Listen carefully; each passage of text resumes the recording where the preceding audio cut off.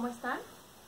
El día de hoy, como parte del taller de formación y práctica pedagógica, les compartiré algunos ámbitos de la docencia que se desarrollaron entre 1958 y 1982, con el fin de que ustedes construyan una lectura pedagógica acerca de situaciones que suceden en México en el ejercicio de esta profesión.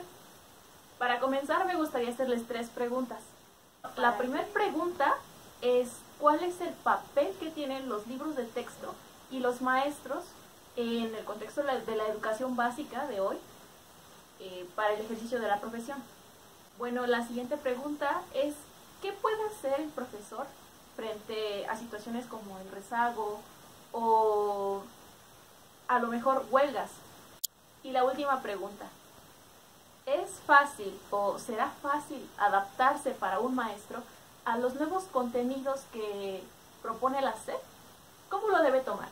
Como ya sabemos, está Adolfo López Mateos, después está Díaz Ordaz, está Luis Echeverría y al final está López Portillo. Entonces Adolfo López Mateos se enfrentaba a una gran explosión demográfica, a un gran rezago educativo y a la necesidad de proveer de educación a muchos sectores de la población. Sabemos nosotros que en el artículo 3 está estipulada la educación como gratuita, como laica, como obligatoria. En ese momento se necesitaba que fuera gratuita de verdad. ¿Cuál era el problema? Los libros de texto eran inaccesibles para algunos lugares y caros para algunos otros. Entonces, Adolfo López Mateos tiene 2 cosas importantes en su sexenio. La primera es el plan de 11 años, que fue algo magnífico, fue integral, en donde empiezan a formarse nuevos profesores, se amplía la educación, se crea un nuevo plan de estudios y se crea la Comisión Nacional del Libro de Texto Gratuito. Es decir, es la primera vez que en México se tienen los libros de texto gratuitos, que era una gran oportunidad para algunos sectores en realidad. Pero no todos los recibieron de una buena manera. Nos encontrábamos ante un periodo de Guerra Fría. Muchos gobiernos temían que el socialismo se metiera en medio de sus asuntos. Y con la llegada de los libros de texto gratuitos, con el contenido elegido por el gobierno, claro, era obvio que hubiera grupos opositores que pensaran que iban a enseñarle a los niños ideas un tanto radicales, anticonservadoras. La Unión Nacional de Padres de Familia.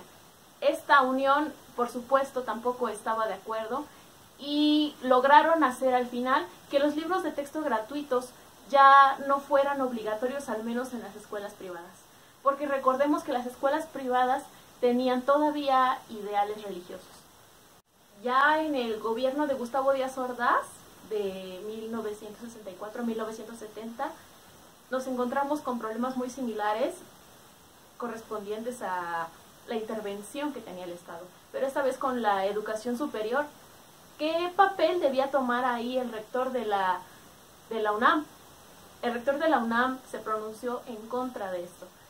Y es cuando se da origen a uno de los hechos más trágicos, la matanza de octubre del 68, en donde se ve claramente la oposición del gobierno a la organización estudiantil. Gustavo Díaz Ordaz era un hombre absolutamente hermético.